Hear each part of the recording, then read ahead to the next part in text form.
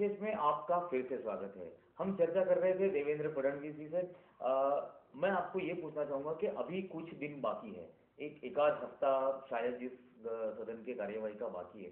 कौन से अहम मुद्दे हैं जिस पर भाजपा जिनको उठाएगी और उसके लिए संघर्ष भी करेगी? मुद्दे तो बहुत है, सत्र छोटा है। मूल रूप से नागपुर पैक्ट के अनुसार ये सत्र 4 हफ्ते का होना चाहिए, लेकिन सरकार इस सत्र को समाप्त करके भागने की कोशिश करती है। जी, अभी आदर्श का घोटाला, लवासा का घोटाला ये आने बाकी है, और उसके साथ में कानून व्यवस्था के ऊपर चर्चा होनी बाकी है। और सबसे बड़ी बात, ये विदर्भ में अधिवेशन हो रहा है, विदर्भ का बैकलॉग लगातार बढ़ रहा है। अभी करीब करीब हमारा बैकलॉग, जो फाइनेंशियल बैकलॉग है, अगर आज के तारीख में उसको लिक्विडेट करने की कोशिश करें, 80,000 से 1 लाख करोड़ तक हमारा बैकलॉग बढ़ा हुआ है। मिहान का प्रकल्प जो 2004 में शुरू होना चाहिए था, 2010 में उसका एक्विजिशन भी हम पूरा नहीं कर पाए। तो एक प्रकार से सरकार में विदर्भ के प्रति उदासीनता है।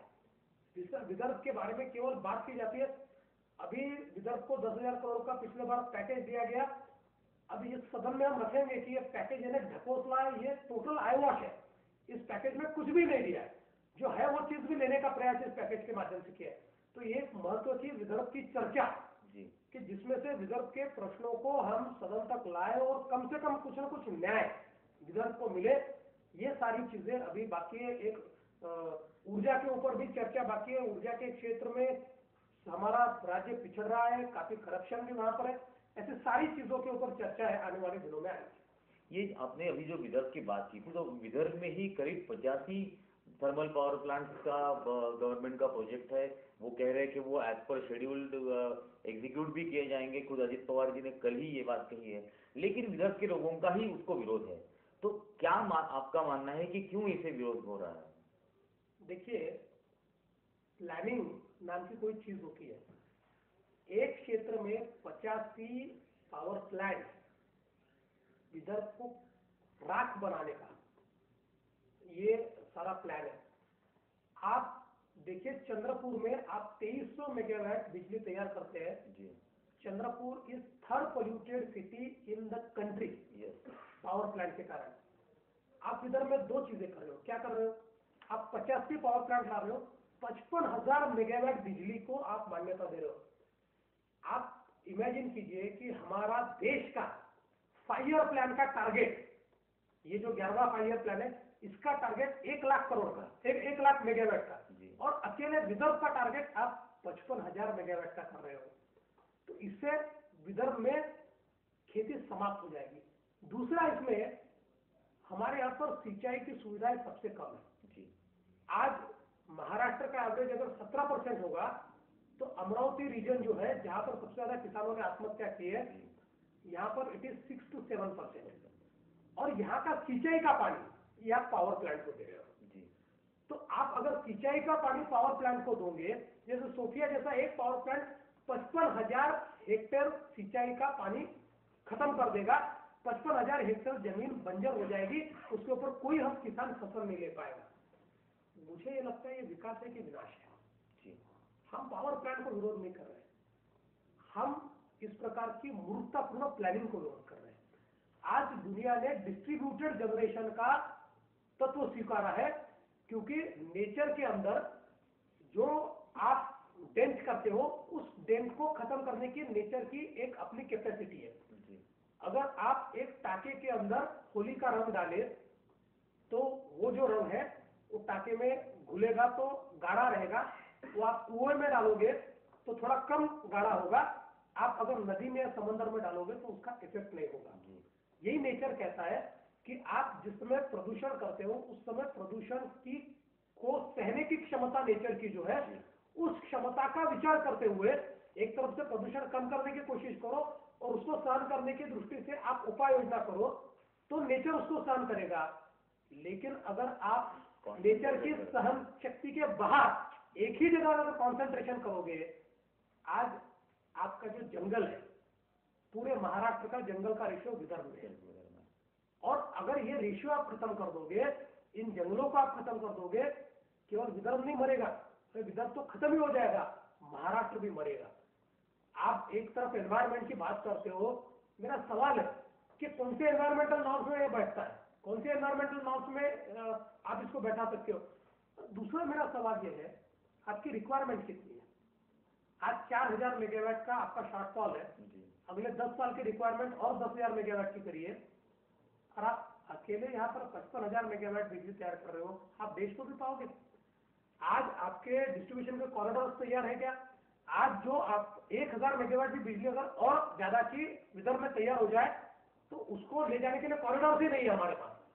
वो बिजली या तो यहाँ इस्तेमाल करनी पड़ेगी या जनरेशन बंद करना पड़ेगा, ये आपकी परिस्थिति है। इसलिए इस प्रकार का गलत प्लानिंग, केवल लोगों को आयवाश करना कि बहुत कुछ हम कर रहे हैं और खेती किसानी को मार देना, मुझे लगता है this is not the state policy. जी, लेकिन विदर्भ के बारे में आप अभी, आपका तो स्वतंत्र विदर्भ का भी प्रस्ताव विधानसभा में रहने वाला है। विदर्भ की बात को लेकर विदर्भ स्वतंत्र क्यों होना चाहिए, विदर्भ पर क्या अन्याय हुआ है, ये विदर्भ के बाहर किसी को भी एहसास तक नहीं है, तो क्यों ये जरूरी नहीं है कि पहले बाहर भी इसका एहसास लोगों को दिलाए।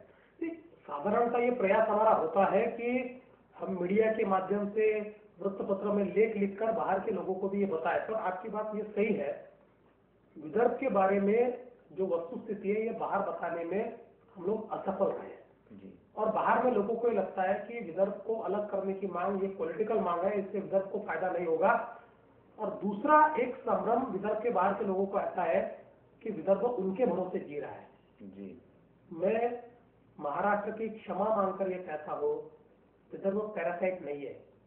आज विदर्भ को अलग कीजिए, विदर्भ का पहला बजट मैंने तैयार किया है and based on economic survey of Maharashtra, ये budget and I am ready for the scrutiny by any economist.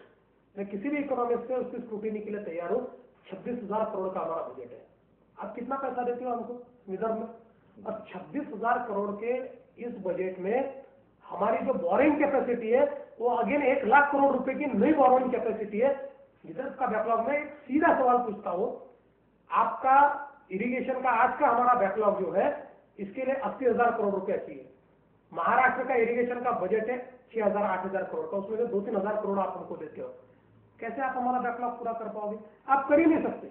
लेकिन अगर हम अलग हो जाते हैं तो केंद्र ने जो इनकम डिस्टेंट मेथड स्वीकारी है, उस मेथड के कारण हमको एडिशनल पैसा मिलता है कि जिसके माध्यम से हमारे प्रोजेक्ट कंप्लीट होते हैं। जी, तो ये basically it is a socio economic issue, ये कोई भावनात्मक इशू नहीं, इट इज नॉट इमोशनल। और मैं तो उसके आगे जाकर कहता हूँ कि अलग होने के बाद विदर्भ का विकास कैसा होगा, मेरे पास प्रेजेंटेशन तैयार है, मैंने कई जगह किया है, मैं वो देने को तैयार हूँ।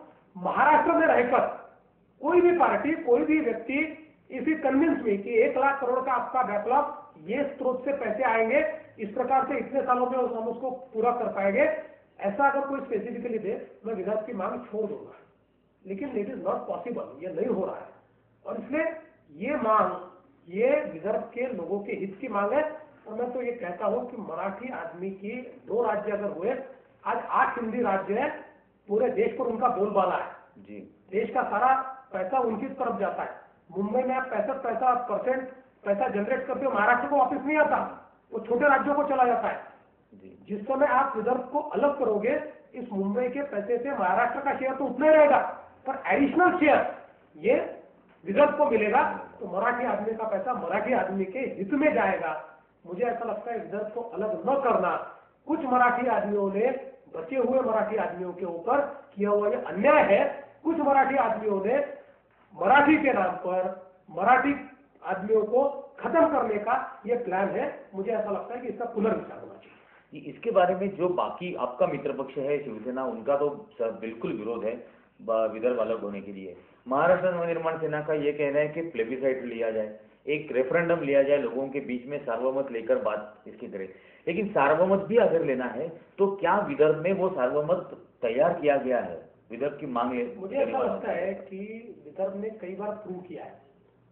12 जनवरी को पिछले साल हमने एक बंद किया था। स्वतंत्र भारत के इतिहास में बिना किसी हिंसात्मक घटना के इतना 100% बंद ये कभी नहीं हुआ। ये हमारी पार्टियों का कोई क्रेडिट नहीं है, ये जनता का क्रेडिट है। जनता ने समर्थन देकर दिखाया कि हम इस मांग के पीछे हैं। विदर्भ के साथ प्रॉब्लम ये है कि विदर्भ के नेताओं की क्रेडिबिलिटी नहीं है। हम लोगों ने इस आंदोलन के साथ इतना धोखा किया है, इसको हमने पॉलिटिकल गेम्स के लिए इतना इस्तेमाल किया है कि लोग मन में रखते हैं विदर्भ के बारे में, लेकिन उसके बारे में लोग खुलकर सामने नहीं आते।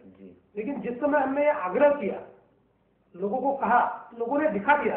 12 जनवरी को एक दुकान, एक मकान, एक स्कूल, एक संस्था कुछ खुला नहीं था। चाय की टपरी ने, पान की टपरी ने, और यहाँ नहीं, विदर्भ के अंतिम छोर से लेकर एक छोर से उस छोर तक कहीं पर भी, यानी सारी मीडिया ने को ये कहना पड़ा कि देश का सबसे बड़ा बंद है। ये कैसे हुआ? अगर लोगों के मन में नहीं होता तो ये नहीं होता। प्लेबिसाइड वगैरह सारी चीजें जो है बकवास है, ये ढकोसला है, ये एक प्रकार से छलावा है। और मैं तो ये कहता हूँ कि कांग्रेस एक ऐसी पार्टी है कि जिसका इस बारे में मत ही नहीं है। कांग्रेस तो चित भी मेरी, पट भी मेरी, दोनों नाव में पैर रखकर कांग्रेस काम करना चाहते हैं। इधर कहती है हम विदर्भ वाले, इधर कहती है हम विदर्भ वाले नहीं है। 4 कमेटियां कांग्रेस ने बनाई, एक भी कमेटी का आज तक रिपोर्ट नहीं आया। कांग्रेस ये दोगली पार्टी है, झूठी पार्टी है, विदर्भ विरोधी पार्टी है, ऐसा मेरा कहना है। वो जो संयुक्त महाराष्ट्र का भी पहले वो विरोध कर रहे थे, फिर लेकिन मंगल कलश लेके आने वाले वही रहे हैं। तो ऐसी हालत में विदर्भ में जितने गुट है स्वतंत्र विदर्भ की मांग लेकर चलने वाले, उनमें एक विश्वसनीयता तैयार हो जाए, एक प्रोग्राम, एक एजेंडा लेकर लोगों के सामने रखे, ये आप किस तरह से तय करोगे? इसमें बेसिकली एक विदर्भ का आप अगर प्रोफाइल देखोगे तो यहाँ पर 4 मेन पार्टी है, बीजेपी, शिवसेना, राष्ट्रवादी और कांग्रेस जी। और उसमें भी 2 पार्टियां बड़ी है जी, कांग्रेस और बीजेपी जी। अभी देखिए, विदर्भ को अगर अलग करना है तो 4 में से कम 2 पार्टियां ईमानदारी से आनी चाहिए जी, उसके सिवा विदर्भ अलग नहीं होता। यहाँ अपक्षों का, छोटी पार्टियों का अस्तित्व नहीं है जी। 2 मेजर पार्टियां जब तक खुलकर विदर्भ के बारे में सामने नहीं आती, तब तक विदर्भ का ये आंदोलन, ये छोटे छोटे जो गुट है, इन गुटों का अस्तित्व नहीं है जी, इनका कम है। कुछ का, जैसे आप अगर भारित बहुजन महासंघ का लेंगे, डॉक्टर अपने हमारे एडवोकेट प्रकाश आंबेडकर जी का, उनका अपना अस्तित्व है जी, लेकिन वो सेक्टरल अस्तित्व है जी। एक दमदार नेता है लेकिन सेक्टरल अस्तित्व रखते हैं। पैन विदर्भ अस्तित्व वाली पार्टियां जो है, उनमें से कम 2 पार्टियां जिस दिन साथ में आ जाएगी, उस दिन ये मसला हल होगा। स्वतंत्र विदर्भ का मसला उसी वक्त हल होगा जब पैन विदर्भ अस्तित्व रखने वाली पार्टियां अलग साथ में आएंगी, ये कहना है देवेंद्र फडणवीस जी का। उन्होंने जो मुद्दे इस पूरे चर्चा के दौरान उठाए, उनमें से कौन सा मुद्दा अगले आने वाले दिनों में इस विधानसभा के शीतकालीन सत्र में गूंजता है, ये भी देखना होगा। फिलहाल खबर विशेष में सिर्फ इतना ही। कल हम फिर मिलेंगे एक विशेष खबर के साथ, खबर विशेष में।